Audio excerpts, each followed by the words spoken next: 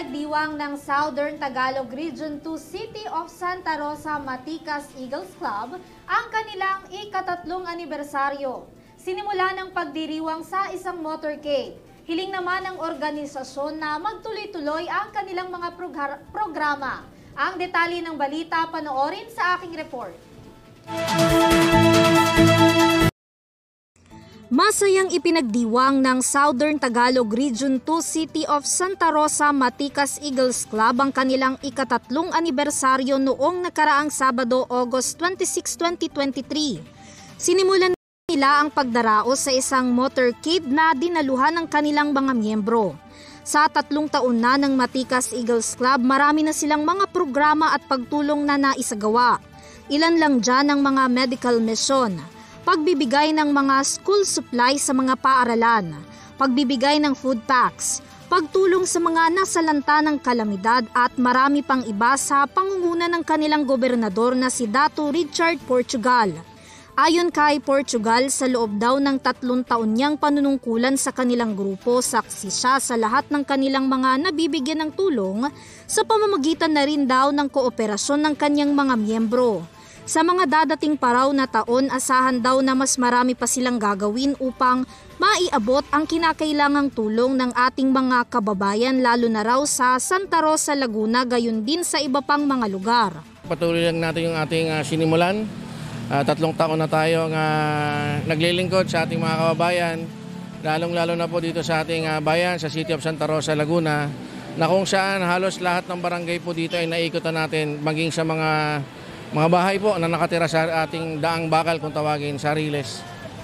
Sa ngayon po ay continuous pa rin po namin ang aming advokasya sa pagtulong po sa mga kababayan po natin dito sa Santa Rosa. At hindi lang po kami sa Santa Rosa nag-activity. Kami po ay Luzon, Visayas, Mindanao, kung saan nung nakaraang linggo po ay nakapagbigay po kami ng almost 1,000 food pack po sa province po ng Abra. Ilang mga miyembro rin ng Maticas Eagles Club ang nagpahayag ng kanilang pagbati sa 3rd year anniversary ng kanilang club.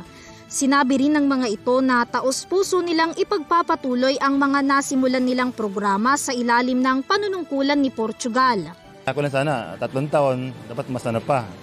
Tatagal at dadami at maraming matutulungan. Ito nga, pasasalamat namin sa aming Kuya Gov, si Kuya Gov Richard Portugal, sa walang humpay na pakikipagkawang gawa, gumagawa ng sari-saring projects para lalo pang lumaganap yung spirit of giving and helping, lalo na doon sa mga nangangailangan. Mas marami pa kaming gagawing activity at saka community service para lahat ng pagtulong na kaya naming gagawin namin. Yung goal namin ito is marami pang matutulungan at hopefully this year and the coming year will be fruitful for all of us as Eagles. Sana po ay ating pagbutihin ang ating pagsasama-sama at sabihin sa ating mga club na tayo ay magsamahan ng maganda upang tayo ay magtagal ang samahan at tayo ay makatulong sa mga tao na nangangailangan. Naway, ang City of Santa Rosa Maticas Eagles Club ay magkaroon pa ng mas maraming programa. At kami naman bilang isang club president na under ng kanyang region na Southern Tagalog Region 2 Maticas, Southern Maticas, ay full support naman po sa aming governor at saka po kung ano po matutulong ng club namin sa Santa Rosa is gagawin po namin yan. Pagpatuloy po natin ang ating pagkakaisa sa bawat aktibidad at pagmamahala ng ating kapatiran. So sa susunod at saka mga programa na gagawin namin, sa pamamagitan po ng mga charity, pagbibigay ng mga ayuda, kung ano po yung pangangailangan po ng aming sasakupan ay yun po yung aming priority na ibinibigay, lalo-lalo na po dun sa mga taong hindi po napupuntahan ang ating mga member ng NGOs po. Ang City of Lipa at saka Southern Tagalog Region 2 po ay nagtutulungan para po suportahan kung ano po yung pangangailangan po ng aming nasasakupan. Greeting of a happy third year anniversary for our Matikas Eagles Club of Santa Rosa. Congratulations. I know that still there are the best times to come yet for your club under the auspices and leadership of our dear regional governor Richard Portugal.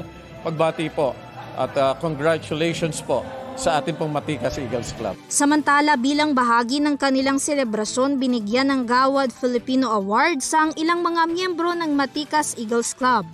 Samantala, bilang panghuli, sinabi ni Portugal na mahalaga pa rin na manaig ang pagmamahal sa puso ng bawat isa sa kanila at huwag mapagod na maglingkod sa mga nangangailangan. Para sa UrTV News, Vanessa Cleofas, sumasaludo sa bawat Pilipino.